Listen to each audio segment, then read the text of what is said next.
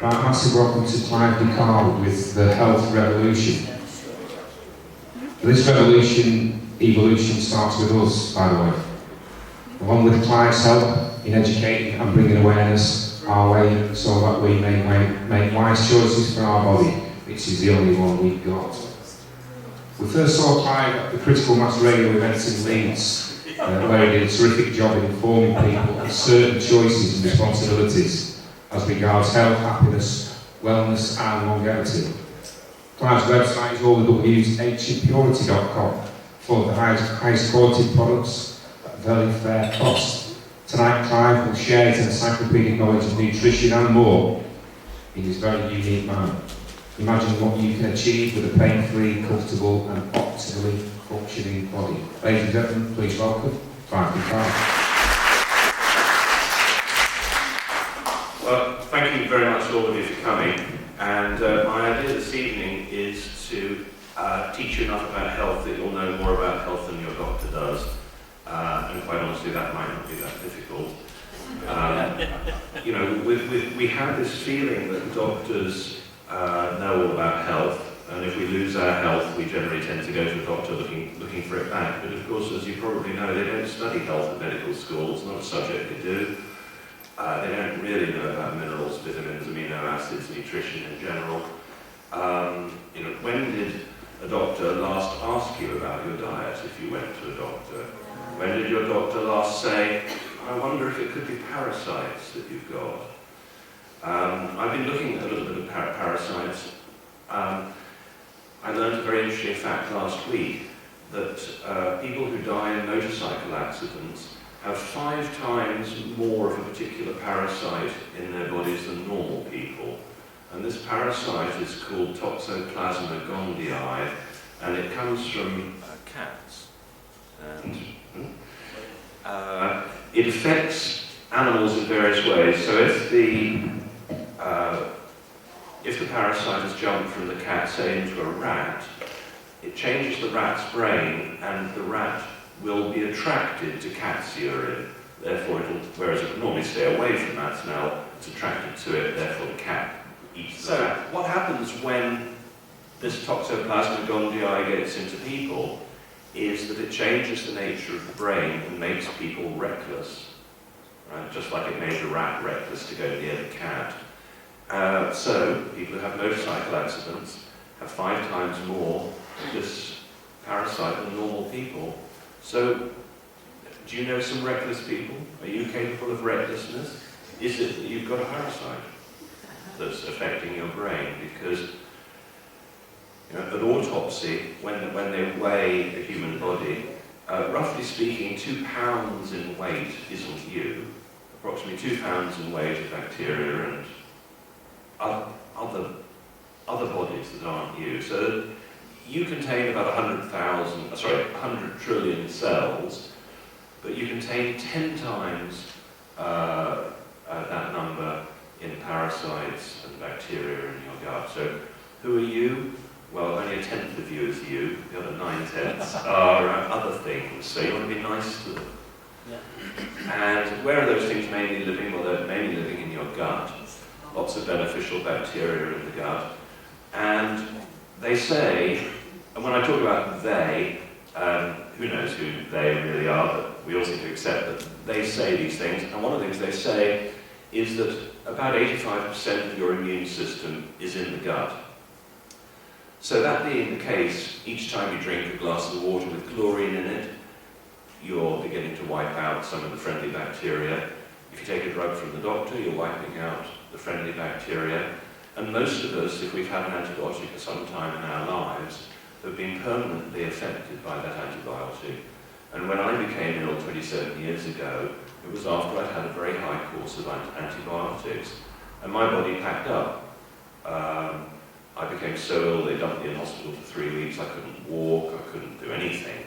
I'd become arthritic to such a degree that I looked like I was 90. I had horrible growths all over my body on the joints. I was getting sweats for hours. I had all sorts of issues. And after 3 weeks in hospital, they said, well, we don't know what your problem actually is. We know you've got arthritis, we know you've become type 1 diabetic, and they listed everything that had gone wrong with me. But they said, we don't know what the cure is, and we don't know what the cause was. And they informed me that they could operate and give me drugs right away. And not wanting to be operated on or have drugs, I got wheeled out, and I got taken to a natural therapist called Patrick Holford, who you may have heard of. He's written about 20 books. And Patrick Holford said to me, you're not low on operations, you're not low on drugs, you're low on minerals and vitamins. And he gave me a whole stack of minerals and vitamins, and I reversed my arthritis completely. It took about a year, but all the nasty growths disappeared. Suddenly I could go upstairs again, suddenly I could walk again, suddenly I could drive my car again, and everything was fine. I was low on vitamins and minerals. The doctors had never suggested such a thing. That's because they're not educated about cures. Their doctors are taught about treatments. So, some years later, I was in a lucky enough position to have a bit of time on my hands. I had an organic farm at that time because I felt very strongly that eating chemicals wasn't a good idea and we should be eating naturally. And I had time to start studying, so I started studying subjects like spontaneous remission. Because I'd experienced spontaneous remission, the doctor said it was hopeless. They said there was nothing they could do for me. And my dad's best friend recovered from cancer. He went on along similar lines of me, of choosing natural ways to deal with it. So I started studying cancer patients, the ones who'd recovered, against all the odds, trying to work out what they'd done right. And it was pretty clear that most of them, eating a reasonably good diet. They started supplementing things like vitamin C, vitamin D, and various minerals and vitamins. But there was something way beyond that. And I pinpointed it fairly quickly, actually, to 2 words, and essentially, it was acceptance and gratitude. This is what happens in the psyche of somebody who's got a serious disease. They spend the first time going, why me? This is really unfair, what have I done to deserve this? And they get angry and upset, and you can imagine the normal reaction being told you've got cancer or some life-threatening disease. Now, if they believe the diagnosis, this can be pretty dangerous.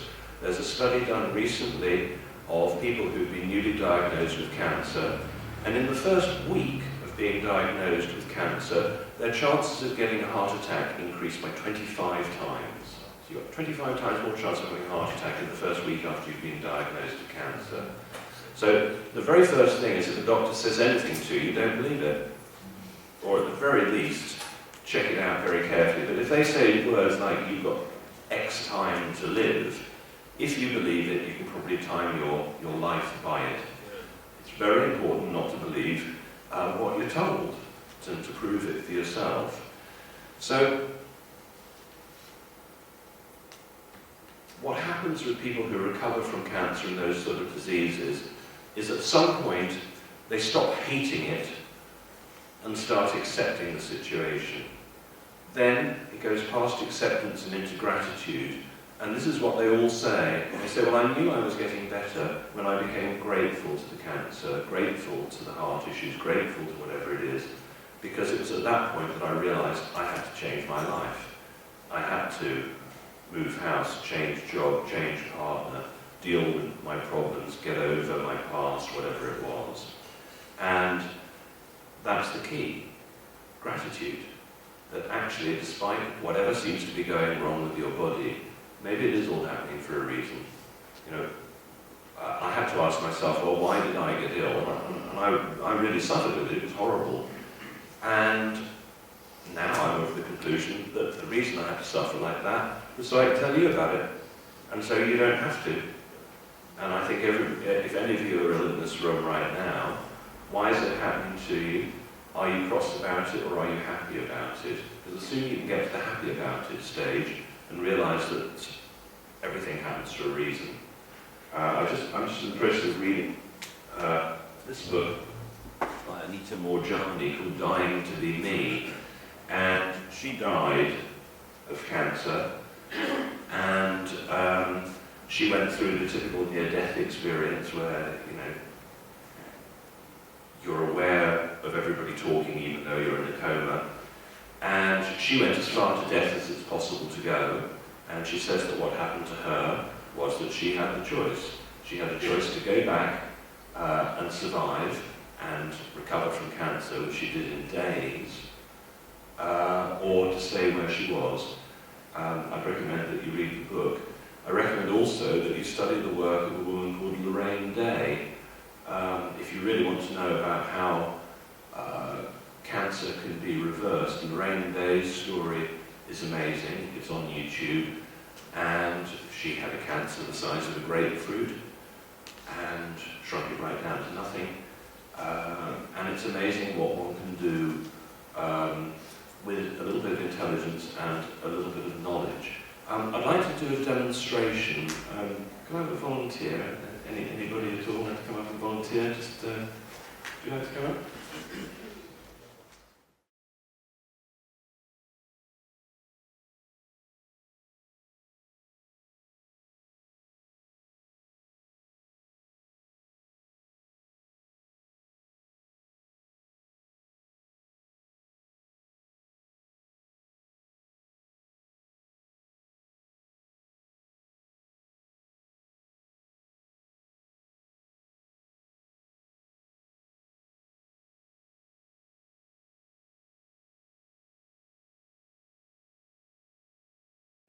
All I did was I thought a thought, okay, depending, some people can resist the thought, some people can't. It's very important to know how powerful your thoughts are. It's just a little martial arts trick. But you can literally take all the strength out of somebody with thoughts. So it's very important to realise that your thoughts have possibly more power than you might have realised up until now. They've done some recent work with fMRI scanners. So they get somebody ill in a hospital, they put them in the fMRI scanner, so they're looking at the brain, and they get, let's say, their mother, who might be on another continent entirely, to think healing thoughts of the ill person. The moment the mother, let's say in Canada, thinks the healing thoughts, the daughter's brain in Blackpool in the MRI scanner lights up. Your thoughts work, your thoughts have a tremendous healing power, and so it's very, very important to use your thoughts wisely, particularly if you're thinking about yourself. You know, a lot of us have a lot of negative self-talk. You know, we think we're not good enough, or we're chastising ourselves for whatever reasons. And it's a question of practice to always be in a state of gratitude and acceptance of what is, that everything's all right, and suddenly things can get better from that point. I recommend that before you go to sleep at night, you look forward to what you want to do in the morning, because a lot of us go to bed at night without any pre-planning as to what the next day is going to bring. And if you can, no matter how small the thing you're looking forward to could be, if you can go to bed looking forward to the next day and make that first thought in the morning one of gratitude, you know, grateful to be alive, it's amazing what a positive effect it can have on your whole day. Now, other things to have a positive effect on your whole day, let's just go through the most important elements of health, because there are about 100 elements which make everybody healthy, and my contention is, if you're healthy, therefore you're not ill. So, what are the elements? Well, sunshine, number one. Okay? At this time of year, people begin to get colds and flus. And why is it that we get colds and flus at this time of year? Is it that the germs which have been hiding in their little hiding places come out because it's cold weather? No, that's not the case. It's because we run out of vitamin D. we run out of sunshine by October, November. And when I realised this and I started supplementing with vitamin D, that was the end of colds and flus for me. I didn't get any more. So sunshine is incredibly important. Now, vitamin D, if you go to the doctor and you say, how much vitamin D should I be taking? The current recommendation is 400 international units. Now, I take 50,000 international units once a week on average, but there are others who are taking 200,000. There are some people who are taking 200,000 a day. And I'm not suggesting you do that. I'm suggesting, with everything that I speak about, I'm suggesting you just do your own research. And it's all there on page 1 of Google. But let me tell you what they were doing in the 1930s with vitamin D. At that point, there was quite a lot of discussion about vitamin D in the 30s and early 40s, because they were giving 20 milligrams a day of that version of vitamin D. And when they were curing a lot of things with that sort of level of vitamin D. And when the pharmaceutical industry discovered that vitamin D was getting very popular and was curing people, they pushed to have the measurement changed. So we don't measure it in milligrams anymore, we now measure it in international units. So whereas 20 milligrams was a popular dose, when they recalculated it as international units, they came out with 200 as the magic number. So now it's 10 times more than 20, so must be good to 200 IUs.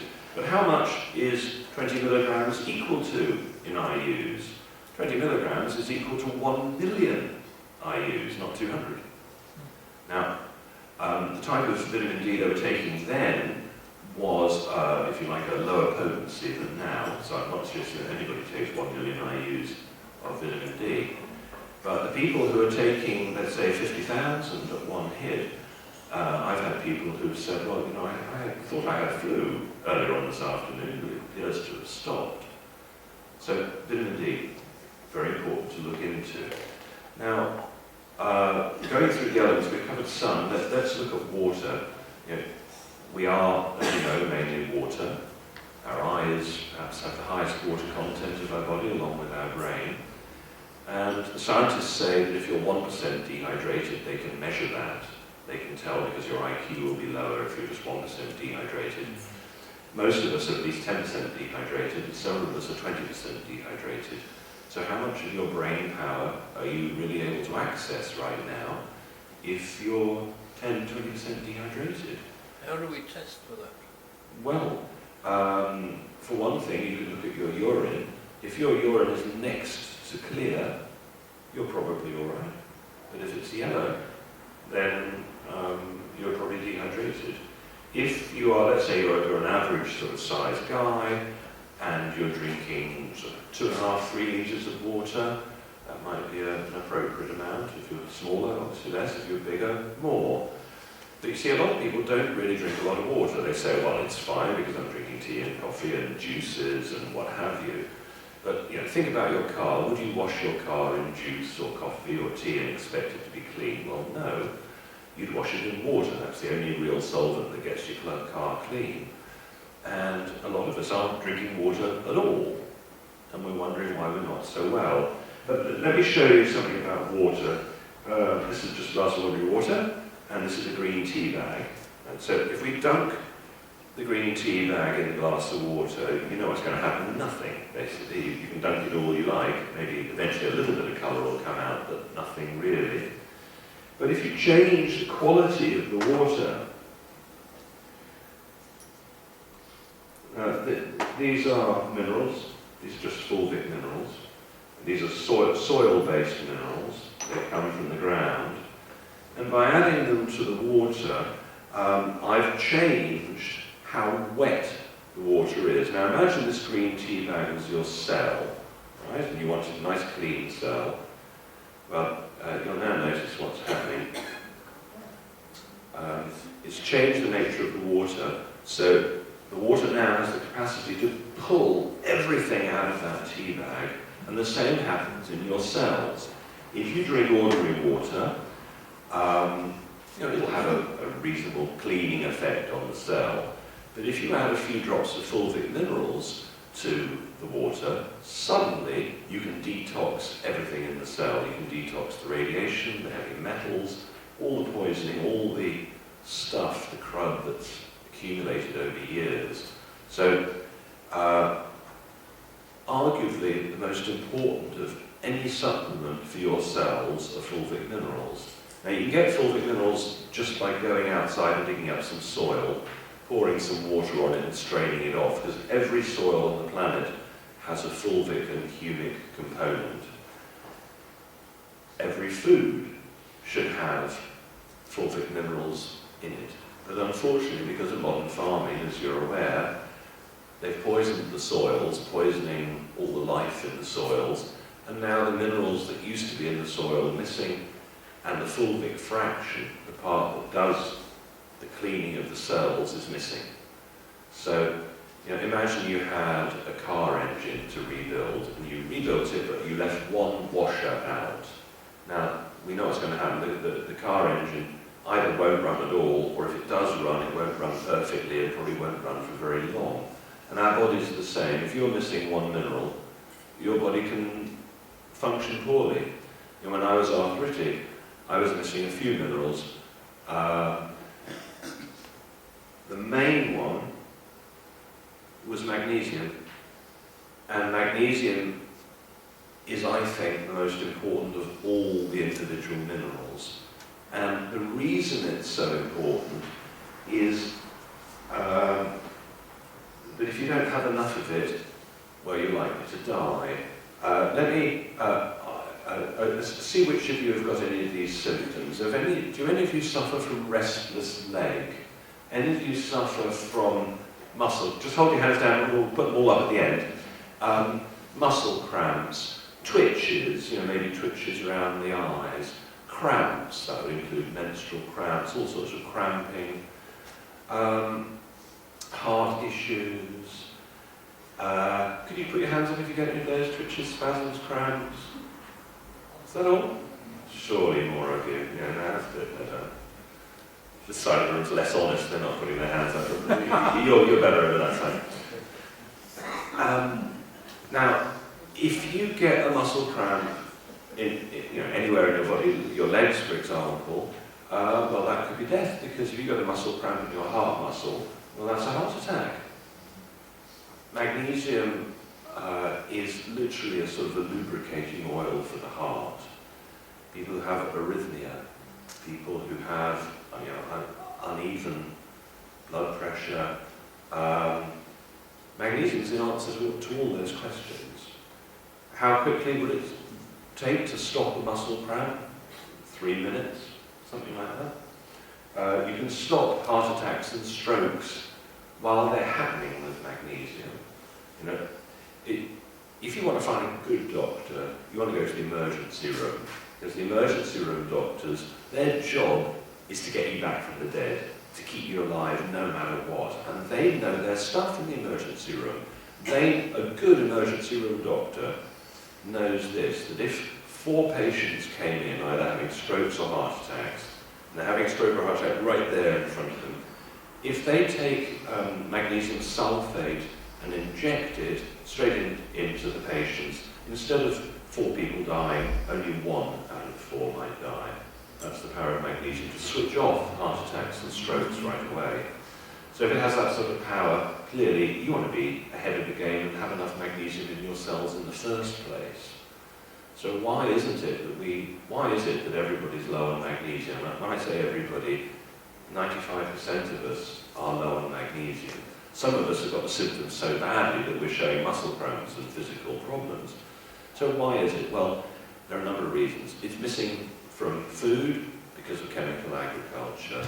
The moment you take a brown food product, strip out the brown to make it white, like white flour, white rice, the moment you've taken the brown out, you've taken out the magnesium and almost all the other minerals. So white foods tend to be very, very dangerous and magnesium depleted. And I would say lack of magnesium is the cause of more diseases than anything else, probably. Certainly arthritis, fibromyalgia, a whole host of diseases have a magnesium deficiency at the bottom of it. Now, what can you do about it? Well, you can take tablets, but if you take too much magnesium, it moves the bowels. That's the nature of it. So the best way to do it is to take it as a spray. This is called magnesium oil. There's no oil in it, it just feels oily when you rub it on. And you spray it on and rub it into your skin. You could spray it on after you've had a shower, for example, or before bed. People who are having problems sleeping often find that magnesium helps their sleep. Magnesium stops panic attacks, stops anxiety, worry. Right? Anybody who's nervous may well find that they relax beautifully with magnesium. You know, it's why people used to go to the spas. You know, people were ill or they needed to relax, they'd go to the spas, bath or somewhere, and soak in the waters. So what were they getting in those waters? Well, it was magnesium. Magnesium-rich waters. The other reason people went to spas was to get sulfur, and sulfur is another element that is very much missing from modern foods. It's gone, and anybody who has arthritis, for example, should be considering taking sulfur. And the most famous form of sulfur, which is very inexpensive, is called MSM, monosulfuromethane. It's made from pine trees, and MSM helps dissolve calcium in the body, as does magnesium. Let me just explain how the muscles work. Calcium allows your muscles to contract. Magnesium allows them to relax. And this is true of all the cells of the body. If you want the cells to relax, you need magnesium to do it. I would say magnesium could add 10 years to people's lives, or could make their lives a misery if they haven't got it. So let's go on through the elements. Water, if any of you are drinking water straight from the tap without filtering it, you want to stop that habit right away, because they're poisoning your water with a whole host of things, chlorine obviously being the most obvious one. And people forget that chlorine was the poison gas of choice in World War I. You know, it was a really, really popular gas to kill people with. Fluoride was extremely popular in World War II. They gave fluoride to all the concentration camp victims, because chlorine and fluoride and bromine. They gave bromine to the soldiers in World War I to stop them getting horny and make them compliant. All those halogens make people compliant. No, don't bother. That kind of attitude. And it depletes the thyroid. You know, could I ask how many people have got a thyroid issue in this room? Only one of you? Don't believe it. Thank you. There are going to be more of you. You may not be aware of it. May not be aware of it, exactly. So, how would you know if you've got a thyroid issue or you're low on iodine? Well, your elbows might be a little less than perfectly smooth. Your elbows should be exactly the same smoothness as your arm. If your elbows are slightly dry, then you're probably low on iodine, you've probably got a slight thyroid issue. If you get cold hands and feet, or your temperature control's gone out of whack, you're probably low on iodine, you've probably got a thyroid issue. If the outside of your eyebrows are thinning, same deal. If you feel that you've got brain fog, it could well be you're low on iodine. So what happens when people start supplementing with iodine if they need it? Well, most people say to me, you know, my brain feels sharper. I seem to be able to remember why I went in a room. You know, that kind of thing. So anybody who's not thinking as sharply as they should, I would recommend that they consider magnesium, fulvic minerals and iodine as a way to boost their brain. Chances are those three will also significantly boost your energy levels. And the thing that people report to me most is increased energy levels. And pretty much everybody's tired these days. Now, as far as water is concerned, you know, we are clearly mainly water. But primarily we're made of hydrogen. You know, hydrogen is number one on the periodic table. It's the smallest atom of the lot. And we're primarily H2O, and we are primarily hydrogen beings. Now, why is this important? Well, if we're mainly hydrogen, the type of water we've got running around our veins and blood and so on is very, very important. And as you see, you can change the nature of water dramatically by just adding a few minerals to it. Now,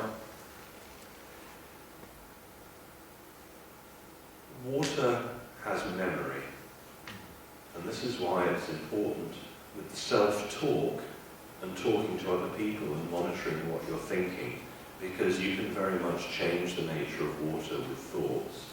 This is why traditionally cultures have always blessed their food before they ate it. You know, when I was brought up, the idea of saying a prayer at dinner time used to really annoy me. I hated it because it forced me to do it at school. But now, having seen the evidence, I can see why people do it. You literally can physically change the nature of food, the nature of water in a measurable way with thoughts. Let me talk to you a little bit more about the fMRI scanners. We talked earlier about them, family members correcting the illnesses of people by thought. They did another test recently, same fMRI scanner. They got a random number generator to generate two different types of pictures. A nice picture like a flower or a butterfly, non-threatening, and then pictures like car crashes and upsetting pictures. So put the person in the MRI scanner and the random number generator starts generating either the nice image or the unfriendly image. Nobody knows which one's going to come next, except the brain of the person in the fMRI scanner 5 seconds before the random number generator has decided which image it's going to be. If it's the frightening image, the brain responds 5 seconds in advance of it happening, showing that there isn't just one type of time. And some of you may well be aware that there are several types of time going on. I became aware of it the first time I had a serious motorcycle accident, because I came off my bike at high speed and I suddenly observed my body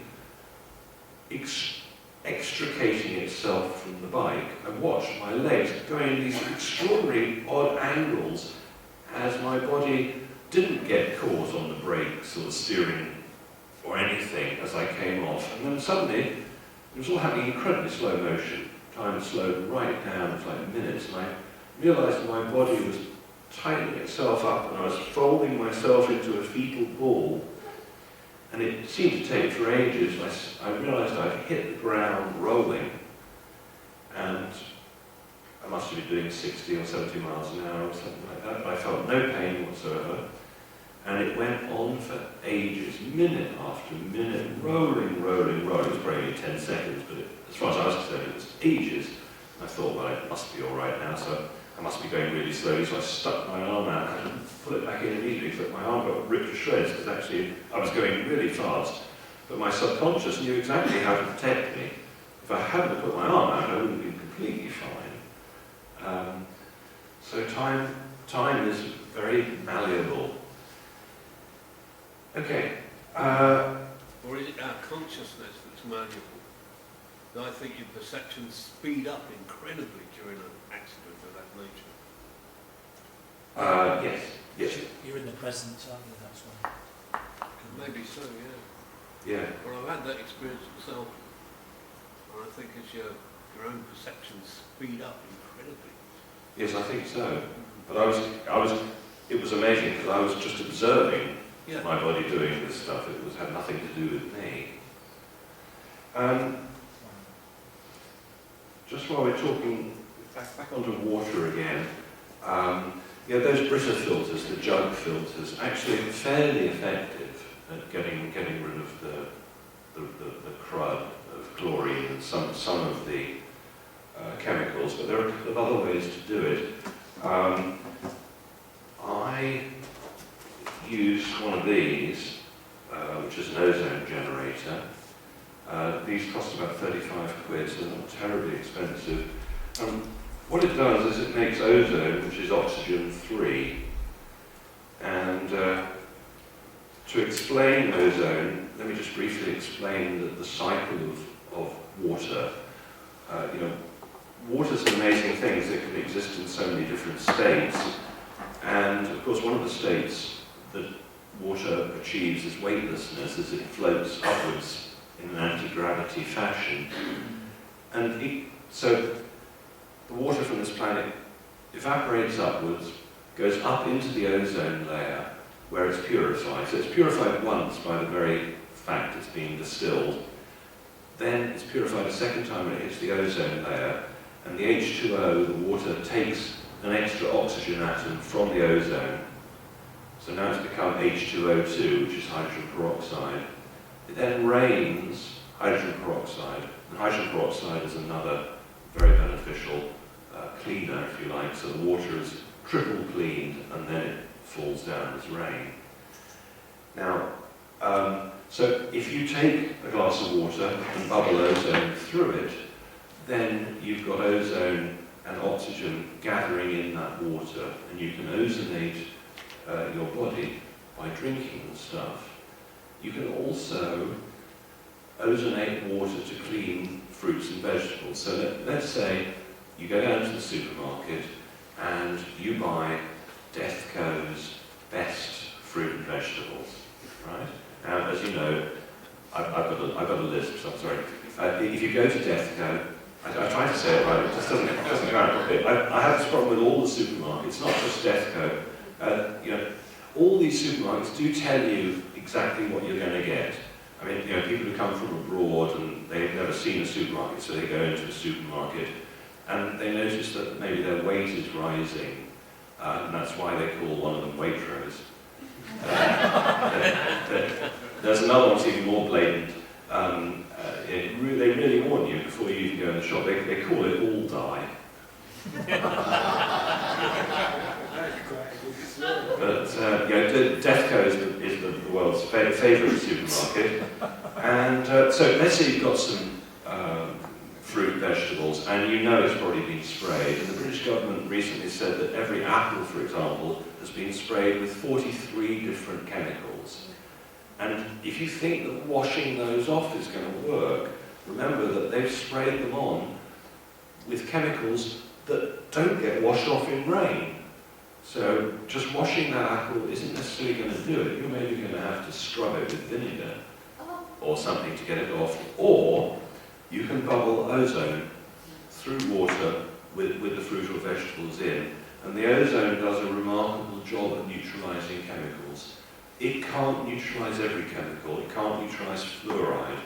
But it does a great job at chlorine and many of the drugs that may have got into your water supply that are being recycled to you.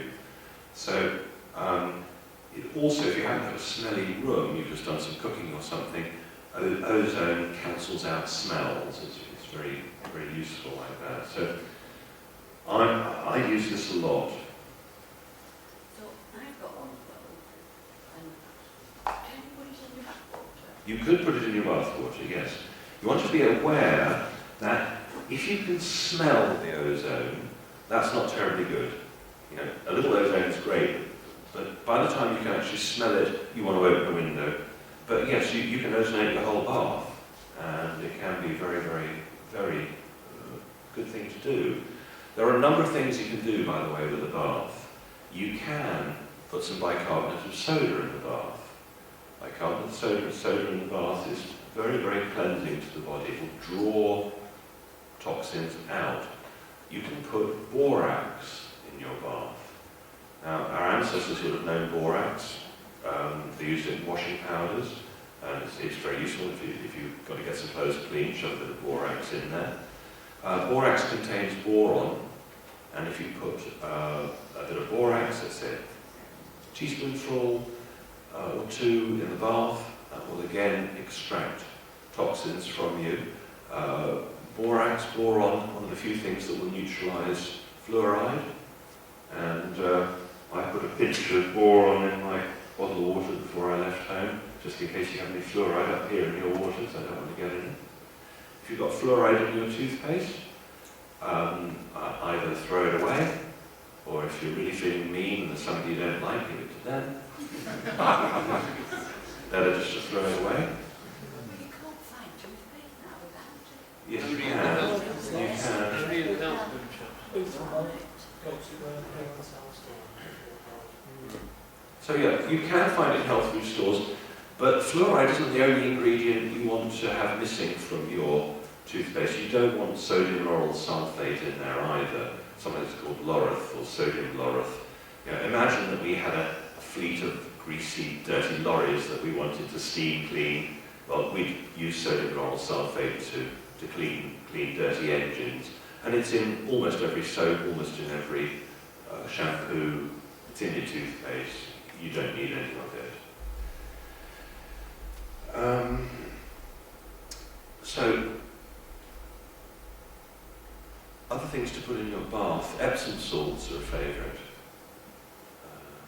I use Himalayan bath salt in Right, my okay. salt. What, the sort of pink salt? Yeah. Okay, I have an issue with pink salt.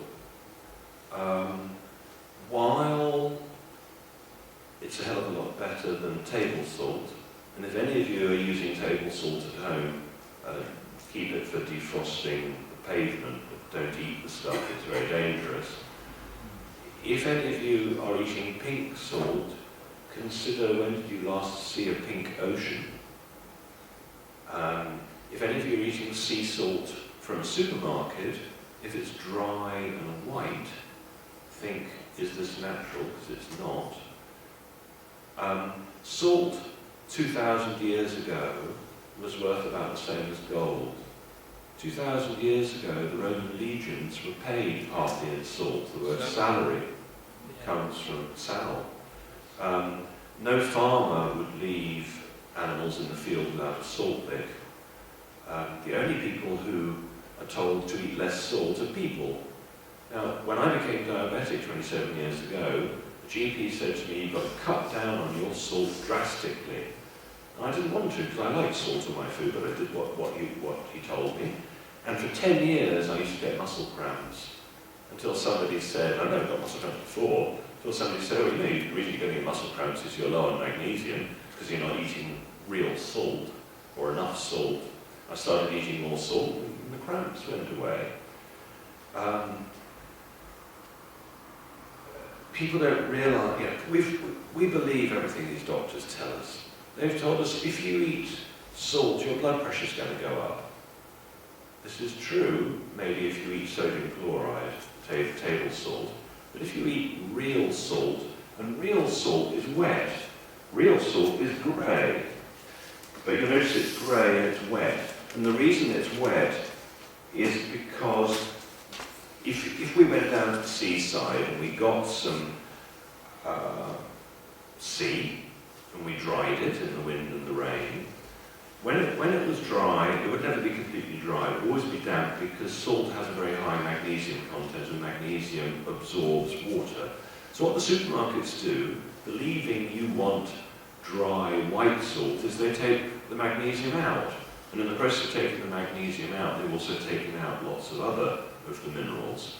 So sea salt from the supermarkets is not sea salt, it's refined sea salt with lots of bits missing. This is just the most basic dried ocean you can possibly get. You're probably noticing it tastes different to ordinary salt. It will lower blood pressure, not raise blood pressure. If people who've got low blood pressure, it just balances. Salt is the most important food on the planet in a way, and we've been told to eat less of it. It's possible that maybe 50% of people's problems out there are to do with not drinking enough water and not eating enough salt. It's huge. It's huge. To try and explain a little bit about minerals, some people don't realise there are two types of minerals. There are organic minerals and there are inorganic minerals. Now, salt is the inorganic mineral. It's the type that's been ground up by years of waves smashing against rocks. Organic minerals are ones like fulvic, which comes from the soil, or the sort of minerals you get in plants. Now, so although salt is inorganic, and therefore you need quite a lot of it, because you eat salt, maybe only 2 or 3% is actually assimilated into the body. But if you eat minerals from vegetables, it's 100% assimilable. Now, to try and explain it, with the fulvic minerals, they know where to find these deposits in great strength. You've probably seen those documentaries where animals cross hundreds of miles or dozens of miles to lick the rocks to get the minerals. And so it's been known for ages where the mineral deposits are. So with this stuff, what they do is they take some soil, they mine the soil with the fulvic minerals in, they soak it in water for 3 years, and when they drain the water off from the soil, it goes straight into these bottles, and there's enough minerals in here for 4 months. So all they did is they soaked some soil, drained off the water after 3 years, and you got 4 months supply just in this tiny quantity. So you only need 1 drop in a glass of water to get an effect. And I tend to put a drop in every glass of water that I drink. The interesting thing about it, because it's organic, it's never died. Now, let's take other examples. This is made, they think, from rainforests. Maybe a rainforest got crushed 100 million years ago, and sometimes when that happens, it becomes oil, or it becomes coal, or diamonds, or whatever. But in the case of this stuff, it never completely died. The diamonds, the coal, they've all changed from organic living material to inorganic, but this never changed. It's 100 million years old, but it's still alive. There are still fragments of DNA and RNA in here that are still functioning, still actually alive. This is why it's so against drinking water with fluoride or chlorine in. This stuff, fulvic minerals, reacts with chlorine and fluoride. So if you use this, you have to use filtered water. Must not be used with chlorine and fluoride. But the first time I tried this, I woke up the next morning feeling a completely different man. I felt like I'd dropped 10 years in how my body felt after taking this stuff. It's very, very powerful, very important. Now, if anybody, the pink Himalayan salt, right? Now, salt should be wet. Himalayan salt is dry. Now, what happens with the inland salts? This is where a sea, maybe when the cataclysm happened or whatever, and the seas now became inland and dried up. What happens is that the rain comes down and it washes through the salt, the land salt, and washes the more soluble minerals away downstream. So after a while, you're left with the less soluble minerals. So the reason you don't see pink oceans, and how is pink salt pink? You don't get pink oceans, right? What's happened is that a lot of the soluble stuff has been washed out millions of years ago, and now you're left with a partial salt. So while pink salt is a lot better than sodium chloride, I'm not happy that it's the best salt you could have. I think pure sea salt is better. However, with Fukushima and mercury poisoning and whatever, there's another argument that says, well, maybe the rock salt's better because it hasn't been poisoned with radiation and mercury. And I don't know the answer to that one, but at the moment I'm preferring to eat sea salt. I feel that's the safest way to go. Now, I'm told that we need to have a break for some tea. So I will continue in about 15 minutes or whenever you're ready. Okay, so I want to talk about the brain. Any of you who have been told that low fat, low cholesterol is a good idea, they lied to you. Your brain is made of fat. Your brain is made of cholesterol. The outside of all your cells is made of cholesterol. And it was criminal, the advice they gave: eat low fat, eat low cholesterol. Completely criminal, because that's what your brain's made of. Oh, criminal. Alzheimer's didn't exist 50 years ago. No doctor wrote a description of Alzheimer's. It's a new disease. And it's not really a disease at all, it's just bad nutrition. So if you want to recover somebody's brain, you want to feed them soft-boiled eggs. Egg yolks and the brain are made for one another. You want to give them coconut oil. 6 tablespoonfuls of coconut oil will take the edge off Alzheimer's. This woman said that she tried to give her mum 6 tablespoonfuls of coconut oil a day, but she couldn't manage it, but the mum did manage to take 4 tablespoonfuls a day. And she said she'd given up speaking to her mum on the phone 2 years prior because of the Alzheimer's. And within 6 weeks of 4 tablespoonfuls of coconut oil a day, she was able to speak to her mum on the phone again, and she reckoned that she'd reversed 2 years of Alzheimer's in 6 weeks using cholesterol. So, you know, in the Bible, did they kill the lean steak or the fatted calf? It was the fatted calf. When we were at school, did they say the cream was the best or the worst? They said it was the best. You know, 2 things rise to the top: the cream and the scum. The problem is, the cream should be running the place, but the scum are doing it. Temporarily.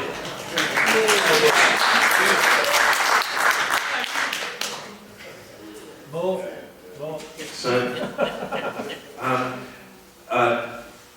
I'd just like to point something out to people.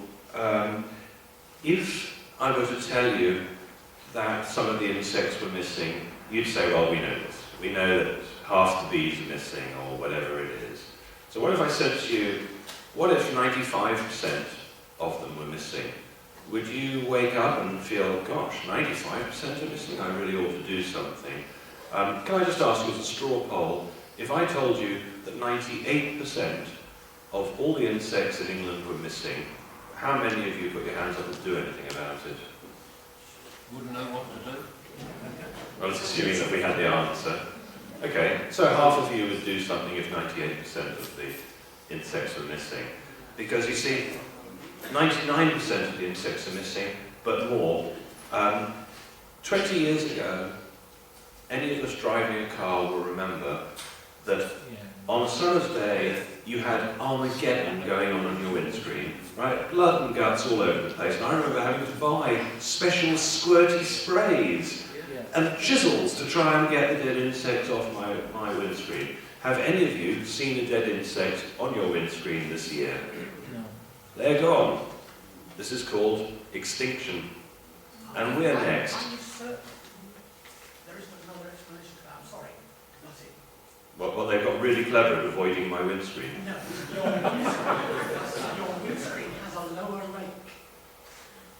And to No, it's the same on the front of my car as well. No, I mean, they're gone. They're gone. I'd love to think that it's down to the angle of my windscreen. I still get them on my bike helmet. I get them in that. If I ride about 10 miles in a summer's evening on my bike, then I'll be covered in splats and eventually I'll have to bring it off. Well, it may depend where you live. Yeah. So I mean, clearly there are areas of the country where they haven't been spraying so much, and that insects are more in abundance. But where I live down in Wiltshire, they're gone. I used to have bats. They arrived for a few days and died because there are no insects. There aren't any. Buddleia. You know, I used to put buddleia in my garden. There used to be thousands of butterflies thick on the buddleia. Now there are none. You know, maybe one. You have no swallows there? All swallows. We used to have swallows in the garage every year for 45 years. Gone. No more swallows. I'm watching mass extinction going on. We still get quite a lot of butterflies up here in Buddleia, so I think we're being lucky. Well, yeah. I mean, certainly where I'm down south, it's awful. The insects are gone. What do you put it down to? Neonicotinoid fertilizers. I imagine there are a number of possible poisons out there. Fluoride in the water as well, being used to water the gardens, fluoride? Yeah, we don't, because most of the politicians live down south, they don't normally put fluoride in the water down south, they leave that for you guys up north. Well, it seems to be true. Chemtrail pollution. Yeah, Yeah, we get lots of could be the chemtrails. Yeah. There's a lot of truth in your joke, what you just said. Well, I think so. Okay, so let's move on. They express statins are the key to long life. I just want to try and, I'm raising this to show you how they do it, okay? How most people take a newspaper like this and believe it. So it says, heart pills and exercise will save millions of lives. Now, that's really funny. Let me just read a little bit of it.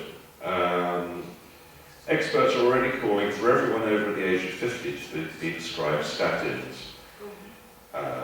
They say administering statins to an extra 5 million people would cut heart attacks and strokes by 10,000 a year. So, remember it says heart pills and exercise will save millions of lives. Right? We go to the page 4 where it carries on. And it says, and will save at least 2,000 lives. So it's gone from millions down to at least 2,000 in one paragraph.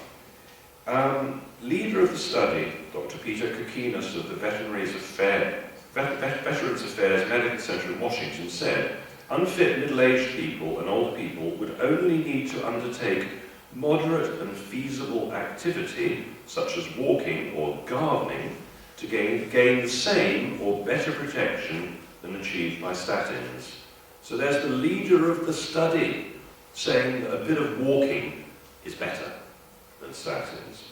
And it says here, the pills, which cost as little as 40p a day, are already taken by 8 million Britons to reduce cholesterol and protect against heart attacks, heart disease and stroke, and is shown to be a potent cancer buster.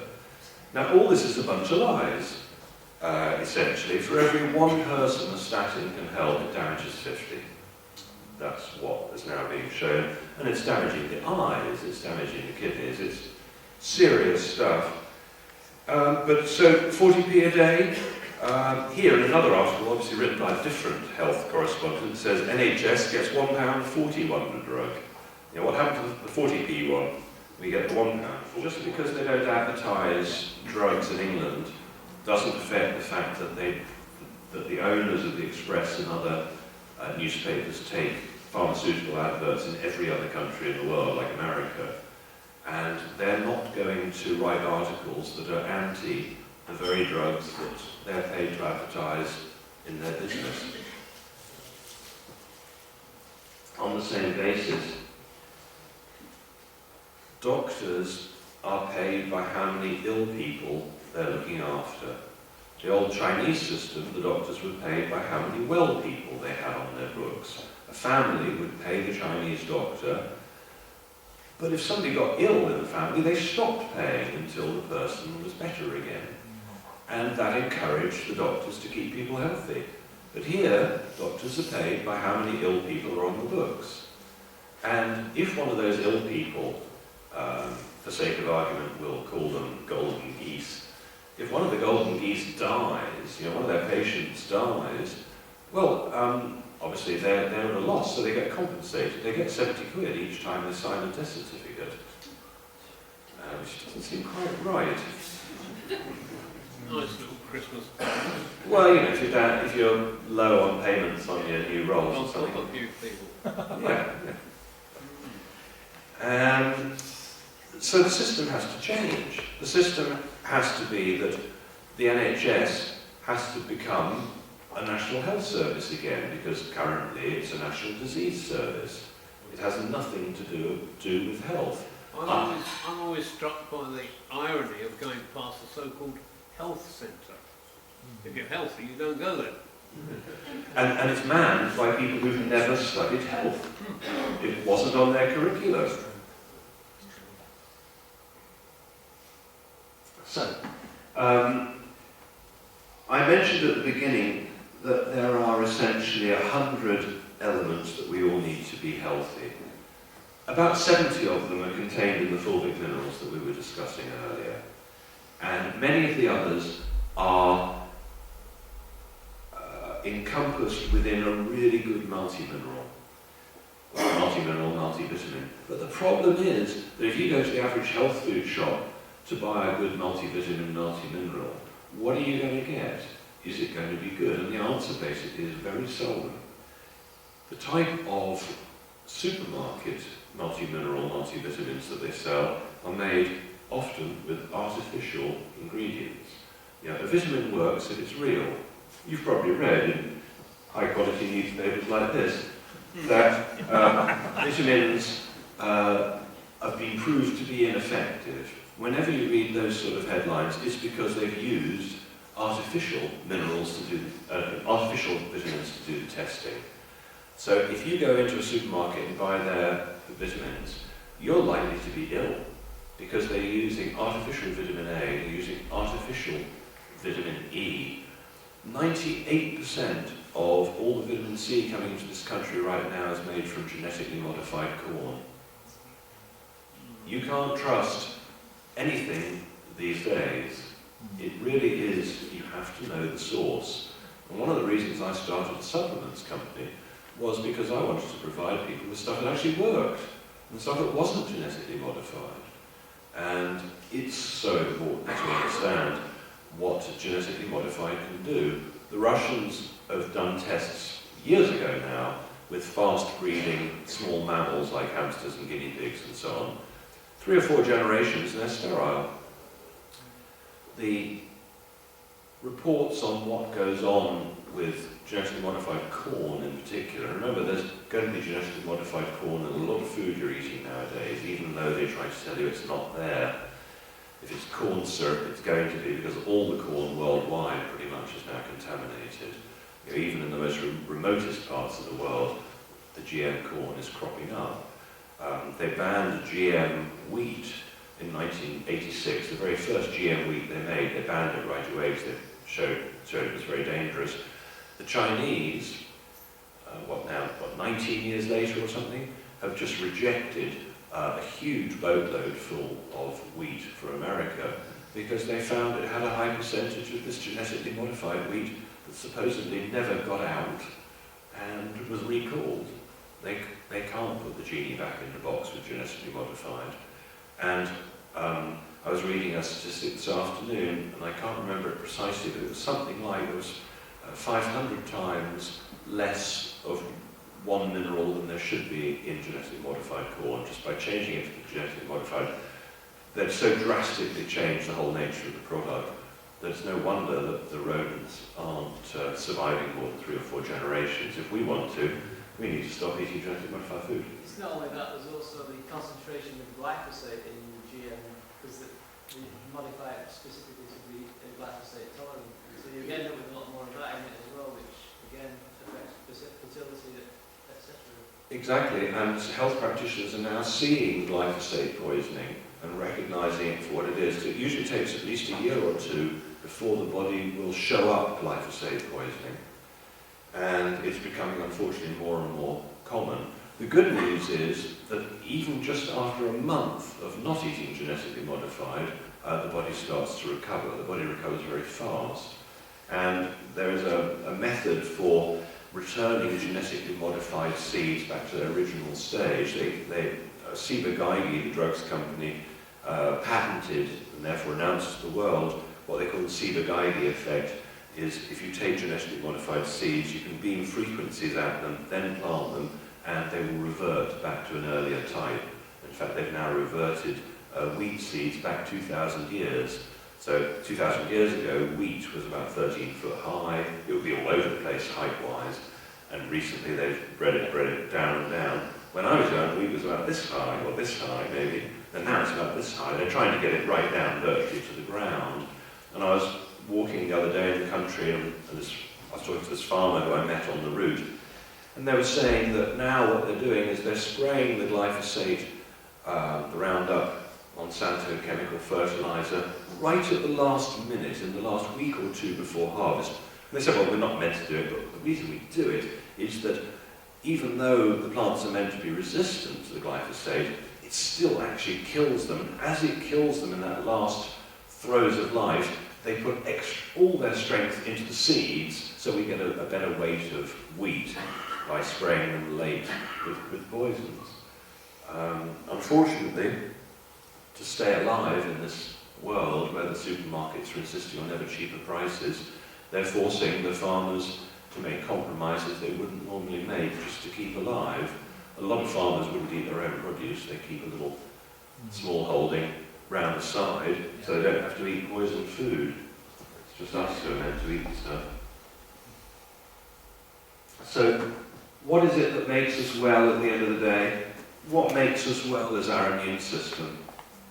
How can you boost your immune system? Because remember, we're self-repairing. You know, we are designed to self-repair. So if you've got a problem with your body, something's going wrong for some reason, well, quite simply, you're having problems self-repairing. So why should that be? Well, there are three reasons why you can't self-repair. It could be that you've had some sort of physical damage, it could be that you've got a toxin in you, or it could be that you've got a nutrient deficiency. Because it doesn't matter how many nasty germs might be lurking around in this room. If we're all really strong and our immune system's working properly, well, they all bounce off. Let's take some of the serious stuff, a serious infection, polio, TB, rubella, mumps, measles, any of those really, really difficult things. Can they be cured? Yes, they can. In the 1960s, there was a doctor called Fred Klenner. Now, what he was doing was experimenting along with people like Linus Pauling of using high-dose vitamins. And Dr. Klenner's thing was to, using an IV drip, he would take patients, let's say, with polio, which most people believe that polio cannot be cured, cannot be recovered from. He was injecting 200 grams of vitamin C in the form of sodium ascorbate into people with polio. So that's almost a quarter of a kilo. It's not just like half a gram or something you might get in a health food store. 200 grams straight in the vein, right? And people were recovering from polio, being cured in 3 days. People were being cured of measles. There was a measles outbreak recently in the UK. There's no need for a measles outbreak. Vitamin C fixes measles. Vitamin C in high enough quantities fixes almost everything. Now, let's take measles. Let's say a child has gone blind from measles, because measles is a dangerous thing if you don't look after yourself.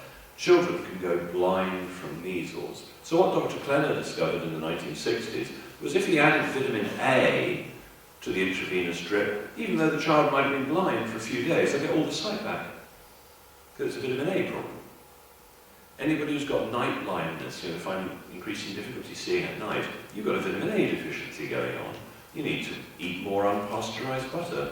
You need to eat more orange fruits and vegetables. If you're lucky enough to have a Waitrose up here, they're the only shop I know that sell unpasteurized butter. And unpasteurized butter is an incredible health food. If I wanted to get well, I would eat unpasteurized dairy, okay, preferably from Jersey cows. To be well, all you've got to do is do what our ancestors did. Your ancestors kept your families alive forever, before doctors were invented, before houses, before anything.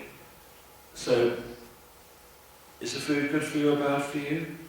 Would your ancestors have recognised it? If your ancestors went into the supermarket, they would recognise hardly anything. You're talking about dairy. I've been reading that dairy is usually indicated with breast cancer. All the books there, they lay off, first for women, lay off dairy, leave it back and play. Well, bear in mind there are very much two types of dairy. What we consider, generally speaking, as dairy is pasteurised, dead food. Let's say you take a cow, and they've just had a calf. You take the milk from the cow, you pasteurise it, you give it to the baby calf, What will happen to the baby calf? Well, it definitely won't thrive, it might die, but it definitely won't grow into a healthy cow because you've killed its food. You know, milk is white blood cells, milk is an alive, very complex mixture of bacteria and enzymes and so on. And if you kill it by pasteurization, it's useless. It's a useless food. Most babies who are allergic to cow's milk aren't allergic to unpasteurized cow's milk. It's the pasteurization that's the problem. So while there is a large body of evidence to say if you've got cancer, you want to avoid dairy and meat, I personally would contend that a small amount of unpasteurized dairy, particularly as yogurt, has a lot of beneficial effects for the immune system, because your immune system is in the gut. Your immune system is all those live entities that you're in symbiotic relationship with. So, but also remember that everybody's different. You know, imagine we were all brought up in the high Arctic and we've been living on 90% fat and whale blubber. You know, if we suddenly went to southern India and we're told we're going to have to eat a southern Indian vegetarian diet, I don't think we'd do very well. And similarly, the southern Indian vegetarian wouldn't do very well in Alaska. But for us, if our ancestors ate dairy, I would say there's a reasonable chance that our gut is not only assimilated to dealing with dairy, but expecting the bacteria that the dairy would have given us.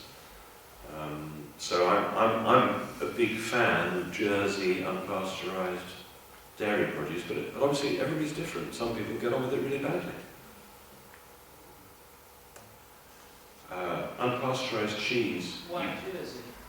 Oh, because you know those Friesian Holstein cows, the ones that have udders that are so. I have a farm, that's what you're talking about. Yeah.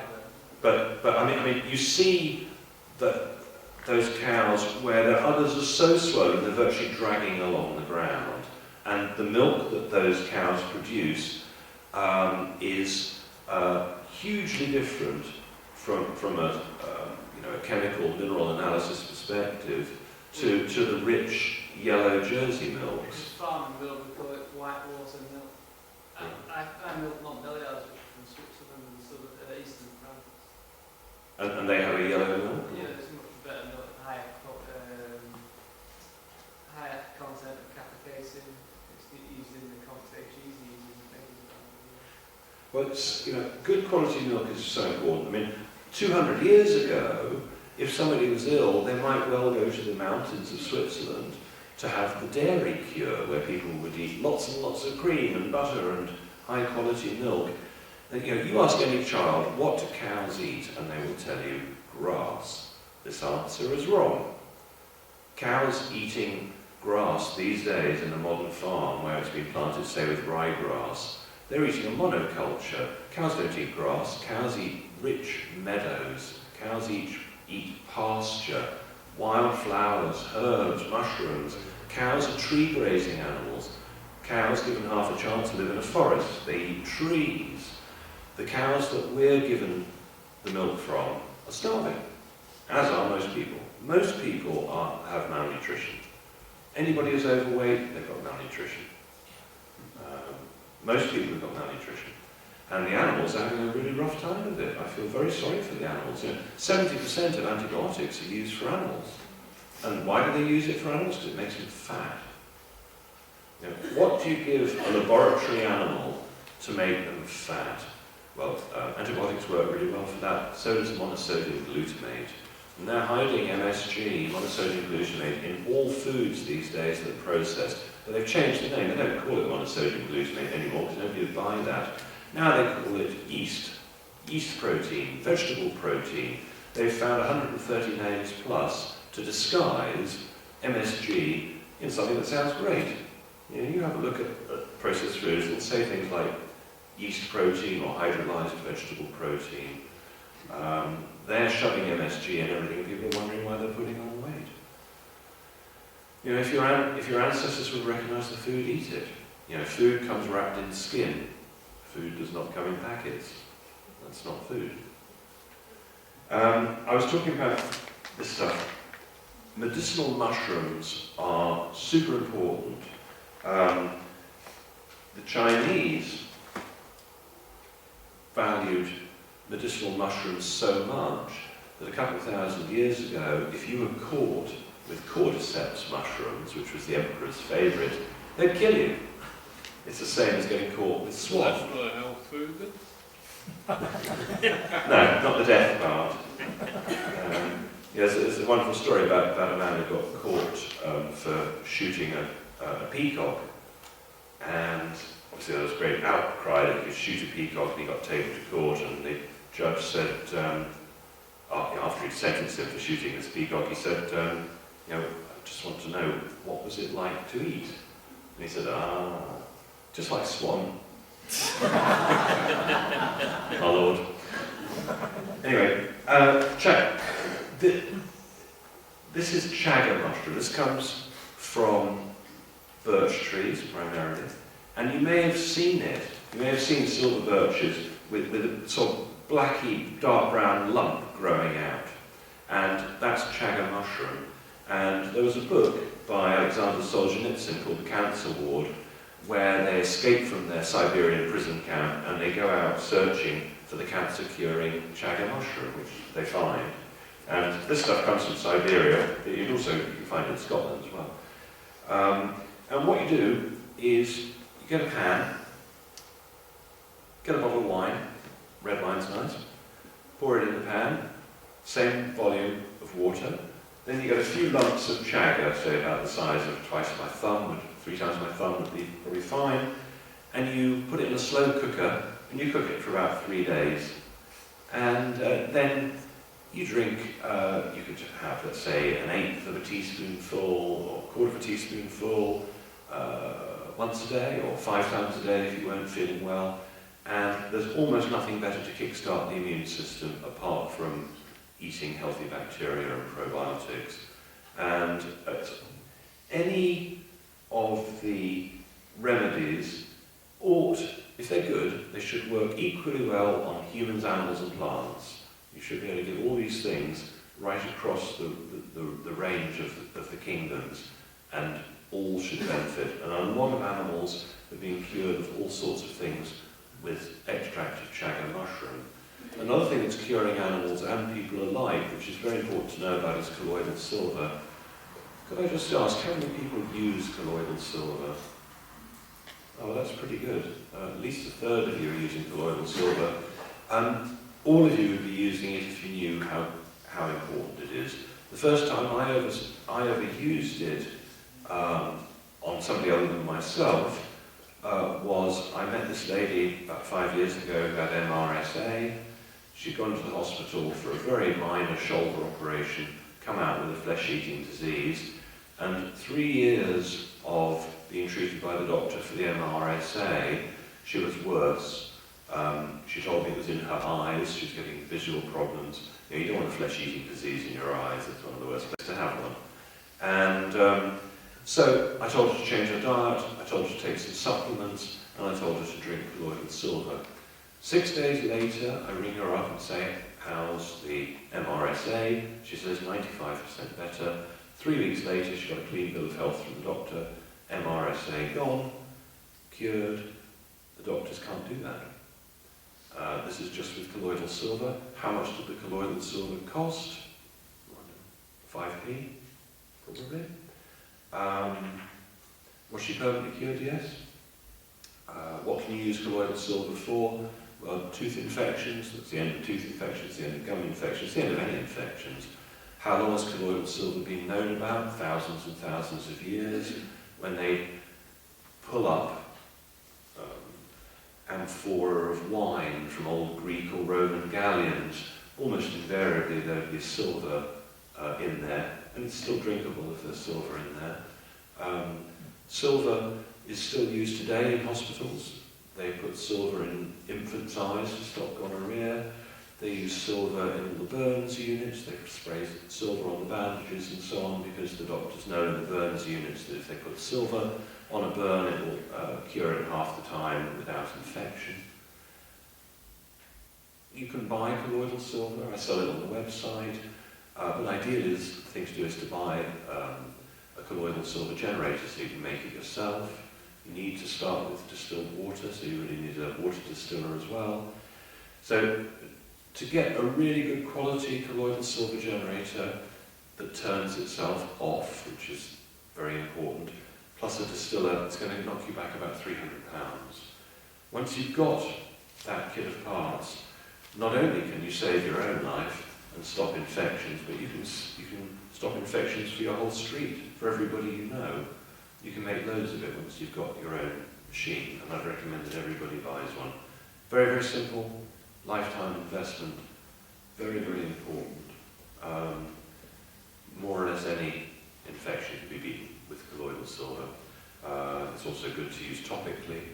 We sell a version on the website which is mixed with argan oil and aloe vera, so people who've got any skin issues, you can cure that. Talking of skin issues, I should just tell you that many people come with psoriasis and eczema, and I've seen, as a generality, psoriasis and eczema cured in days using fulvic minerals, Lugol's iodine, magnesium. Those three alone often will cure eczema and psoriasis. I would add to that a really good multi-mineral. So on the website we sell a food-based multi-mineral, multivitamin that is natural and really works. And I mentioned these 100 nutrients that you need.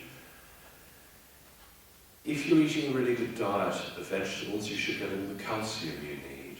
If for some reason you're not getting enough calcium, the best thing to do is to get some eggshells, heat them up in a pan or in the oven for 5 minutes, just toast them until they're dry, and pour some vinegar on, and shove it in the liquidizer, and then take a little quarter of a teaspoonful at the most of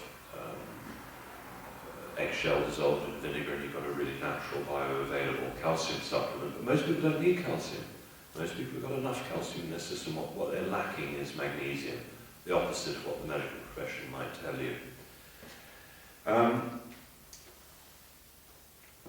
Okay. Let's just talk about vitamin C.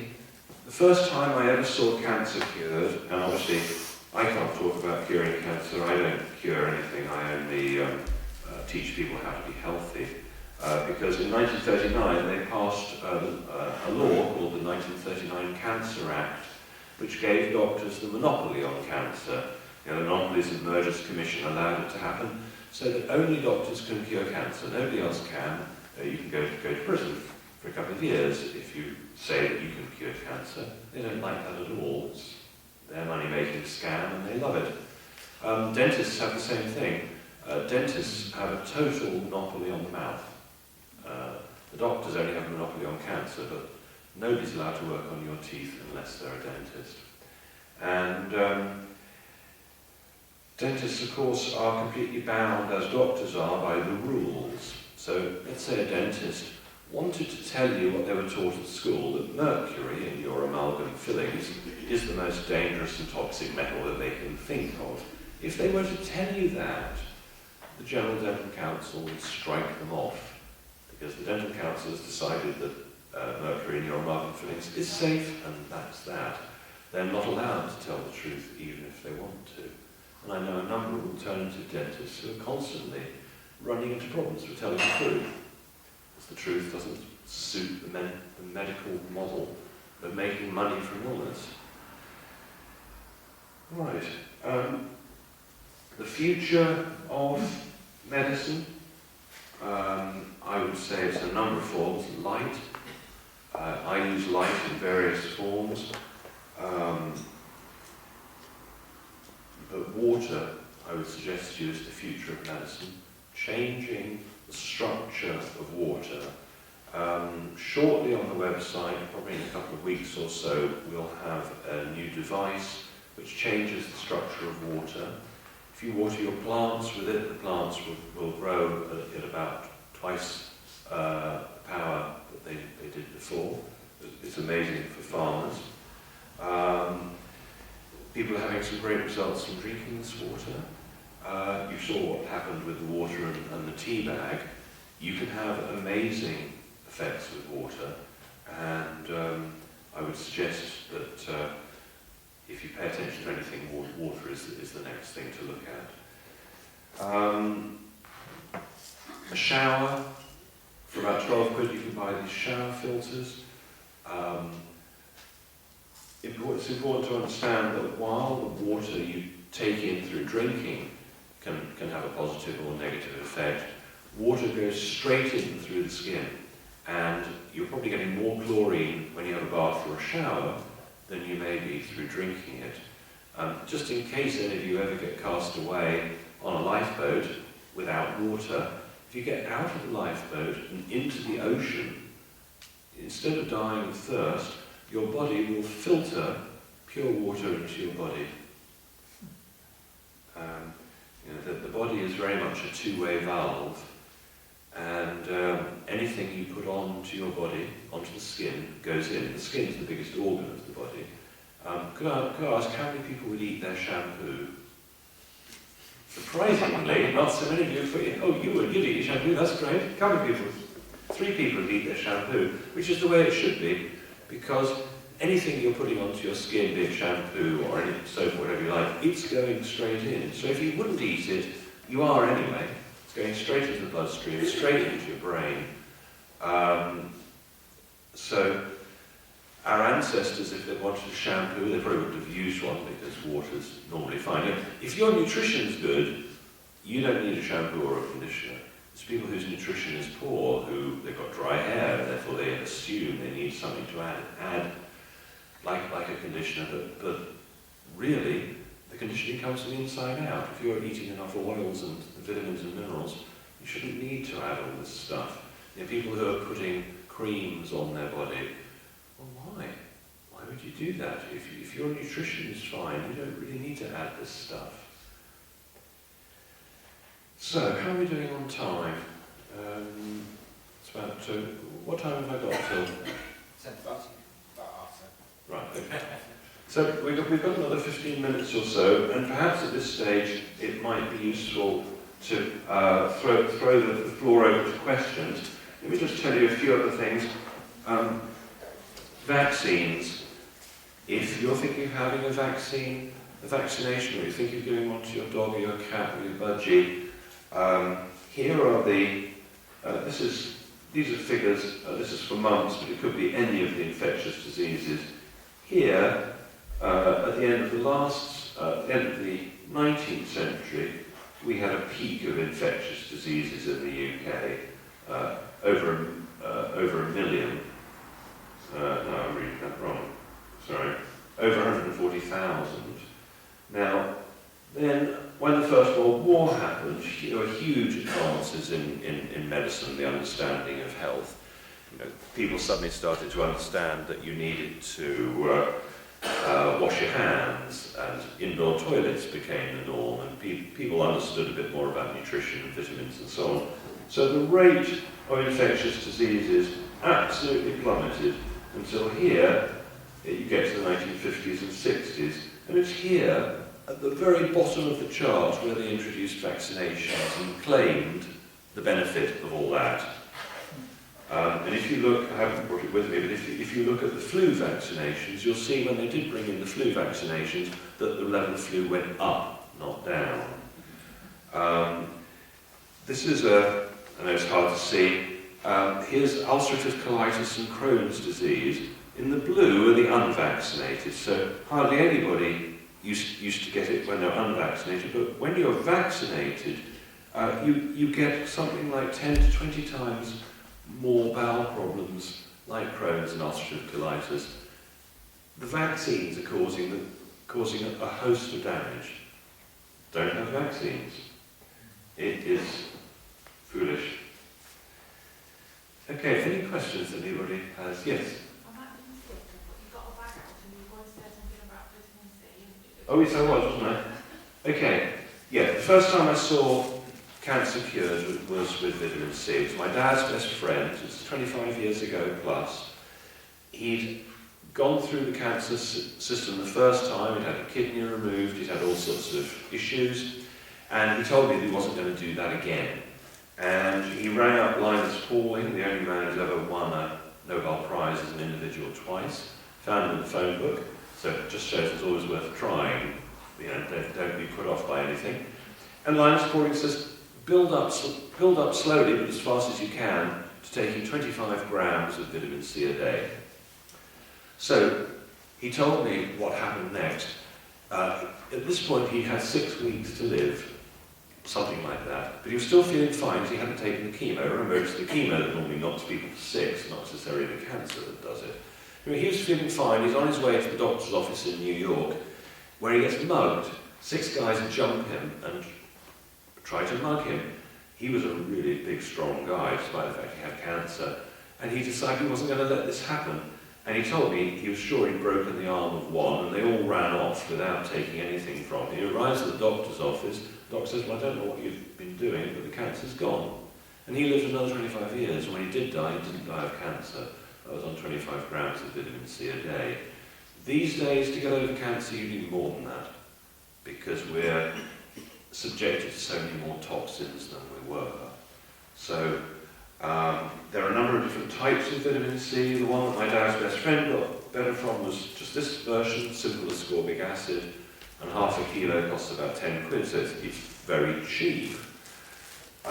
This version is made from fruits. This is made from camu and rosehip and acerola cherry and stuff like that.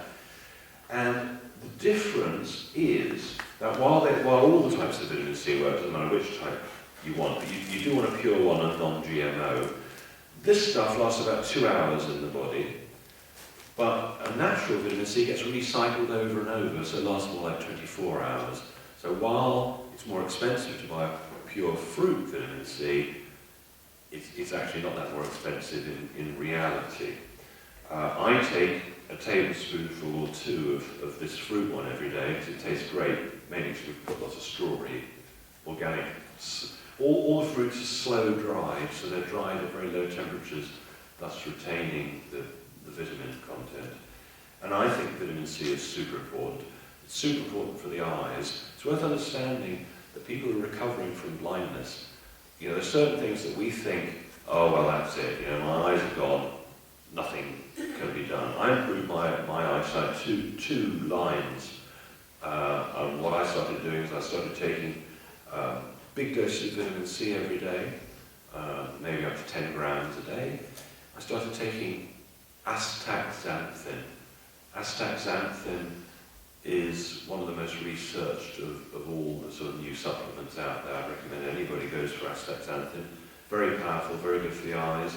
Goji berries, I sell goji berries on the website, the most potent of all the berries. Incredibly good for you and very good for fixing eyes. Lutein, if you've got some marigolds growing in the garden, you can make some marigold tea and get lutein.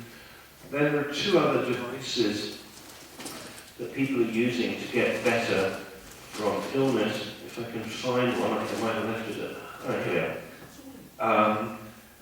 These cure blindness. This is called Scanar, also known as the pain genie. These were developed by the Russians for space travel. You know, they'd watched Star Trek, they'd seen the devices to get you better. And, you know, when the space race happened, the Americans were the first to realise, or well, maybe they're not, but anyway, the first to do something about pens in space. You can't use a normal pen in space because they don't work. So the Americans spent $20 million in the 60s developing the space pen, which would write upside down and write in space. The Russians, who couldn't afford $20 million, they took pencils.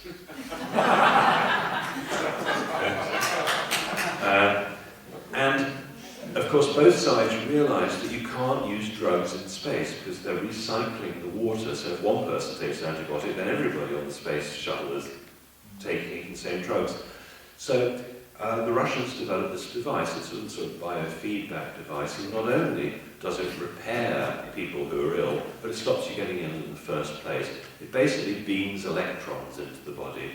And I won't go into too much depth with this, But it is one of the most amazing tools you can possibly use. They cost about £450, so they're not cheap, but you can reverse blindness with these.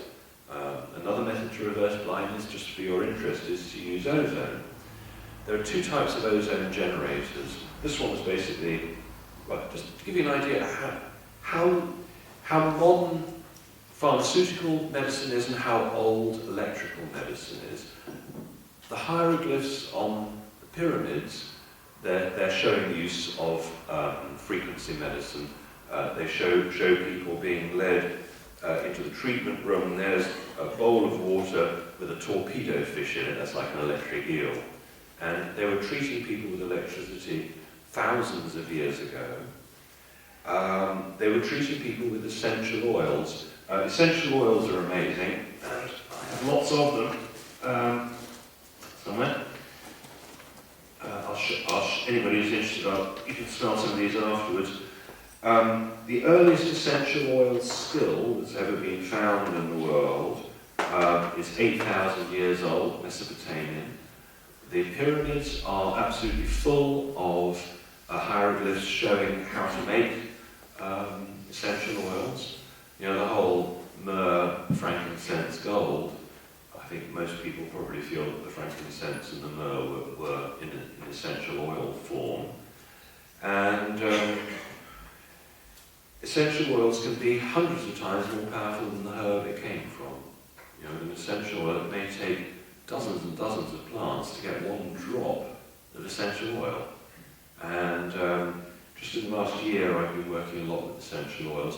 It's very important to be very careful with essential oils. If you go into the average health food store, the essential oils there are meant for burning for the smell. They're not made for internal use. But there are essential oils made by certain people that are sufficiently safe for internal use. And one of the best examples of this is a blend of oils called Thieves' Blend. And when the Black Death was going on, the plague, what they'd do is they'd come round saying, bring out your dead, and they'd come round with a horse and cart, and people living in the house would bring out their dead people until there was nobody left to bring out. And they didn't, in the Black Death, they didn't bother to board up the houses, even of the rich people, because nobody dared go in there because they might get the Black Death, except this one group of thieves who became famous for going into all the rich people's houses and stealing everything. And when they finally caught this bunch of thieves, they wanted to know how they did it. And the thieves explained that they took a piece of cloth and wrapped it around their face, and they put on the essential oil of thyme, rosemary, oregano, clove, and that was sufficient to make them bulletproof. And in the First World War, there were French field hospitals, because the French were very into essential oils, who were using Thieves' Blend and getting a light and allowing the thieves' oil blend to evaporate off. And in those field hospitals, infections hardly ever happened. And you've heard about guerrilla gardening, where people plant seeds in roundabouts and so on. I was thinking that guerrilla fragrancing would be good. You pop into a hospital, you stick some essential oils into the air conditioning vents, and then MRSA and infectious diseases would probably stop. Essential oils I recommend everybody look into, because they're very important, but you do need to find a very good source. And in a couple of weeks' time, we'll have them on our website. Tomorrow, if anybody's interested, I do a program on ukcolumn.org called The Health Revolution. And tomorrow night, I'm interviewing a chap called Paul Dean, who I think is probably one of the absolute leading experts in the world about essential oils. So if any of you are watching UK Column tomorrow night at 9 o'clock, we'll be talking for a couple of hours about essential oils and what they can do. To give you an idea of how powerful they were, and this lady showed me her toe. She'd just come back from the hospital, or two toes. She had ingrown toenails cut out, and she undid the bandages fresh from the hospital, and there was pus pouring out of both toes. We got some essential oil of helichrysum, put a drop or two on each toe. Within 1 minute, the pus had stopped. She hadn't been able to walk on that. Within 15, 20 minutes, the pain had subsided enough for her to start walking. And the power of essential oils is really worth understanding. People haven't grasped yet how important they are. Peppermint oil, I might have some here. Peppermint is the frequency of the brain, and let's say you're on your way home, it's late at night, you're falling asleep while driving, you want to wake yourself up. Put a drop of peppermint oil on your tongue, and you'll wake right up. If you've got a slight headache, touch the top of your mouth with the peppermint oil, and many people find their headaches go away. Not everybody, and not in every case. Headaches, by the way, are generally dehydration. Migraines are headaches with more dehydration. Epileptic fits are quite often dehydration as well. Okay, any more questions? Yes? In the 1930s and 40s, they used to sell something called a violet ray machine, which is like an ozone thing. Are these things effective? Violet ray. Nikola Tesla was the man who came out with the violet ray, and Nikola Tesla, as probably you all know, is the most brilliant genius scientist ever. We would have had free electricity wirelessly if it hadn't been stopped. And violet rays, you can still buy them on eBay, the original, because things used to be made to last, as we know. You can buy violet ray kits from the 1930s, and you can almost be guaranteed they'll still work, plug it straight in. They used to be really cheap. You could buy a whole set for about 20 or 30 quid, and they're great. There's always glass tubes, and they light up violet colour. Then they got discovered by the fetish people, mainly because they do an anal probe. And now they've gone up dramatically in price, which is a shame. Well, get to the bottom of it. That's right. There are so many frequency devices out there working all sorts of ways. I use a frequency device also invented by Nikola Tesla, using radio frequencies, works at about 500,000 hertz. And what you can do with RF frequencies is amazing. The most dramatic result I think I probably saw with that is I met this chap with cancer. He'd been sent home to die. He'd made his will. He had the goodbye party. He'd had brain cancer. Almost everybody I've come across with brain cancer, they have the brain cancer exactly where they hold their mobile phone. It's never on that side. It's always on the mobile phone side. He was virtually dead. He could barely walk. He couldn't say more than 3 words without getting his words mixed up. And we got him on a good diet, we gave him supplements, and this is all about getting his health back, nothing to do with curing cancer, because it would be illegal to do that. It's just about him recovering his health. And he used a frequency device, one of these Tesla frequency devices, and within 2 days he was off the morphine, and he got a clean bill of health from the doctors, completely cured of cancer after about 10 months. But I would say to anybody who's got cancer, if you want to cure yourself of that, it's a full-time job. It's from getting up in the morning till the moment you go to sleep, it's a full-time job. And clearly the cancer's happened for a reason. It's to teach something, and the people who are going to learn that lesson are going to be the survivors. Does sugar feed cancer? Yep, it does. Things that feed cancer, Otto Warburg got the Nobel Prize in 1931 for showing the results of his previous 10 years research, which shows if you take a normal cell and you deprive it of oxygen to survive, that cell becomes anaerobic, and instead of breathing oxygen it uses glucose instead, and that is a cancer cell. Yeah.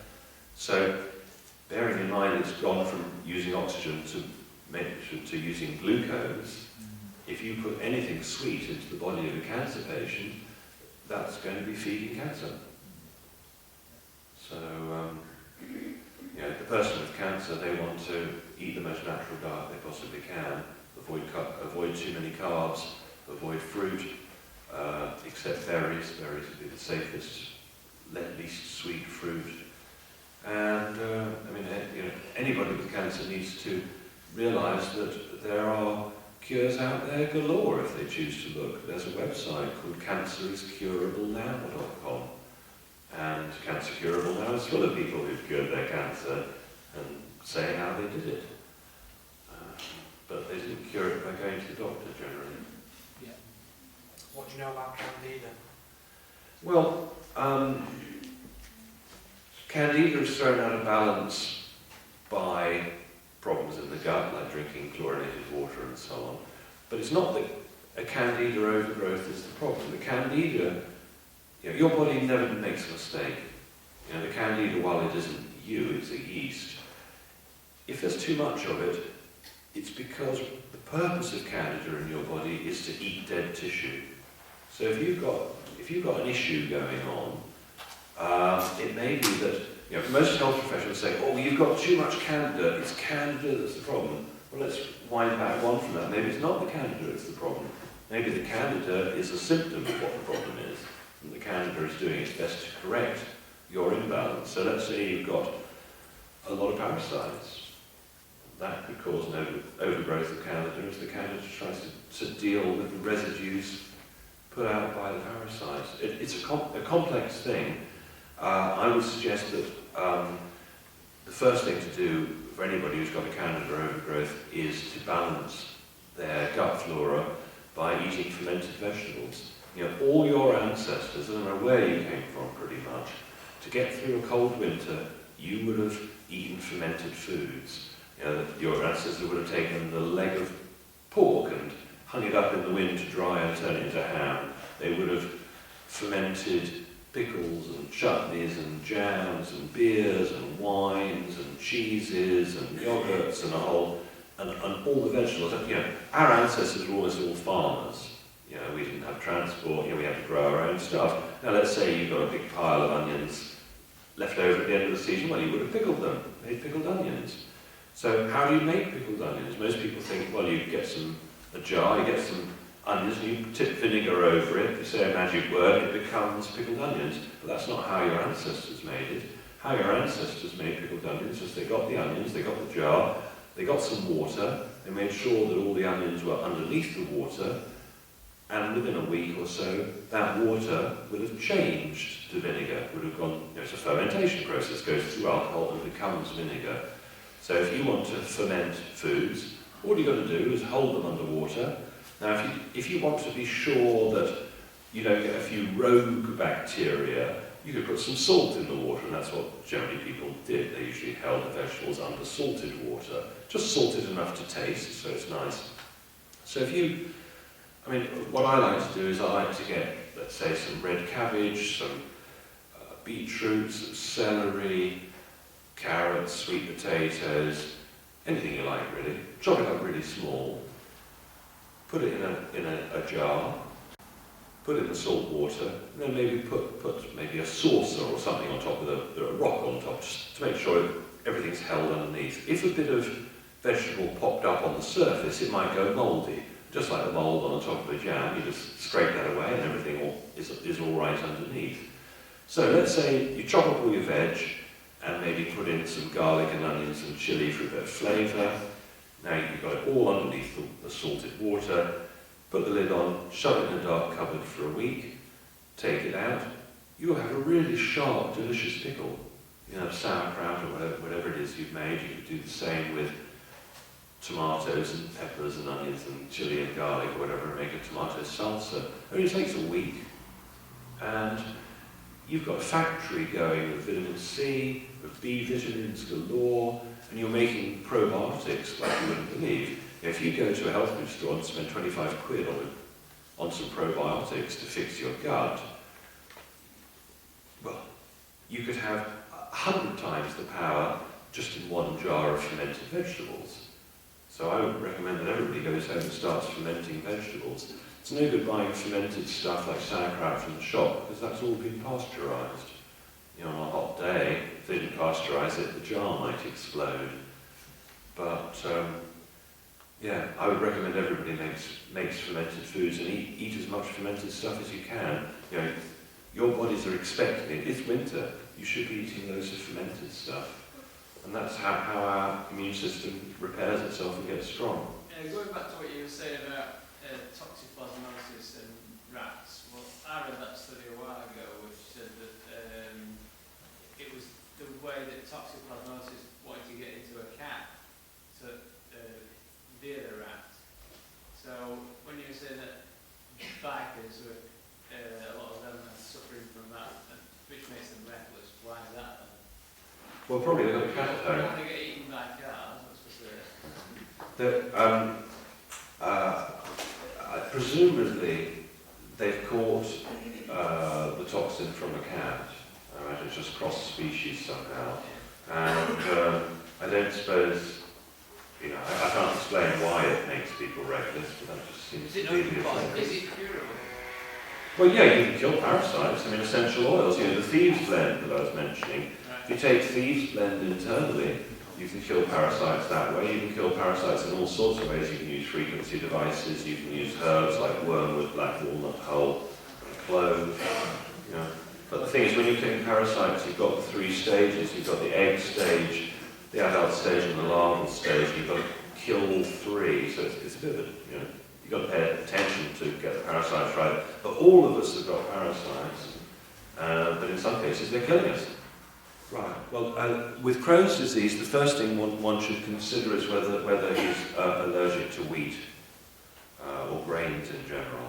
So what I would do if I was suspecting Crohn's is I'd be using probiotics. I'd be using fermented foods or buying probiotics, and I'd cut all grains out of my diet completely for a bit and see whether that improves it. You know, it's. You know, a lot of people get an allergic reaction to grains, and the grains aren't what they used to. As we discussed earlier, you know, wheat used to be 30 foot high, and now they've hybridized it so much. People's guts aren't registering it, so there are a whole host of issues going on.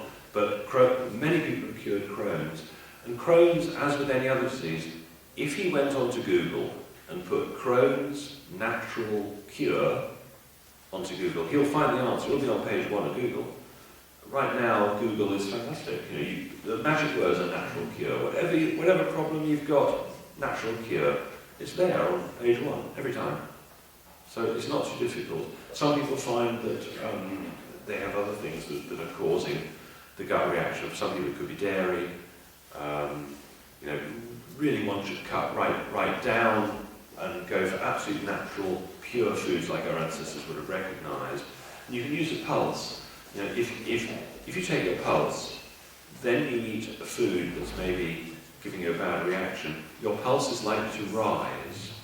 And so there are different ways to test your pulse. Sometimes you can just do it in, you get up in the morning, you eat the wheat, and your pulse rises, then you know you've got an allergy. Some people, they maybe need to swear off wheat for a couple of weeks, then take their pulse, then eat a bit of wheat, take their pulse again, and if it's risen by, let's say, 8 or 10 points or more, then that's an allergic reaction going on. But Crohn's is recoverable. What's your take on urine therapy? Well, I know somebody who, after 28 days, found that all the stiffness on their body had completely gone away. They went on a urine-only diet, right? Recycling urine, not eating anything, not drinking anything except urine. And within 28 days, they're in their 40s, they then said they could do all the yoga postures they could do as a child, they could do full lotuses again, all the health problems have gone. Their own urine? Yes. Oh, they had that on the telly, and he tested that, and he just poo-pooed it. That's just been on recently. Oh, really? Yeah. But, there's a lot that can be done with urine. I mean, I haven't tried this, but there are several people who say, look, if you get bitten by a poisonous snake, pee, and you will have the homeopathic remedy in your pee, which you don't have to drink. That apparently within 15 seconds, the body makes the homeopathic remedy, which is in your pee. If you get stung by jellyfish, if you get on holiday, pee on it. It stops the sting. Pee is very useful. and it's a pure substance. It's not. The impurities come out the other end. Well, it's a disinfectant, isn't it? It is, yeah. Borax. Yes. Can you buy it? Because I would like to get it. And it's all gone off shop. Yeah. They've deliberately taken it out of sale. You can still get it, but when I used to buy it years ago, it was just it just said borax. Now it's got like skull and crossbone warnings, even though it's 20 times safer than salt. But it's because they know about the arthritis thing. I don't think I explained about the arthritis and boron, that Jamaica has the highest rate of arthritis of any country. Israel has the lowest rate of arthritis in any country. Jamaica has the lowest rate of boron in the soil of any country. Israel has the highest rate of boron. Right? Boron arthritis, massive link. Massive link. You can buy boron online as borax. You can buy it online. You can go to a vet supplier and buy it. Well, that's what's your arthritis, then? Yes. Because I have my cousin, he's a cider vinegar, and he's on molasses, and he's had a bolt in his foot, and he's had his surgery, and they wanted to do other damn foot, and he's refusing to take my therapy, so will borax help you? Well, probably, yes. I mean, borax is very, very, very important. The boron in borax is very, very important. Yeah. As in magnesium, as is sulfur. Sulphate, not peaches, not prunes. What's the yellow? Sulphur? Apricots. Is that the right sulphur? As far as I know, there's some in apricots. I don't know how much. So I'm getting eating sulphur apricots then? Yeah, or you can supplement with something called MSM. Really about 5 grams of MSM would be better. The apricot sulphur, it's got sulphur and that will help him. And garlic and onion. Yeah. You want to recover from illnesses. Garlic, onion, and cruciferous vegetables. Cruciferous? Yeah, like broccoli and cabbage. All right. All right. Well, thank you very much.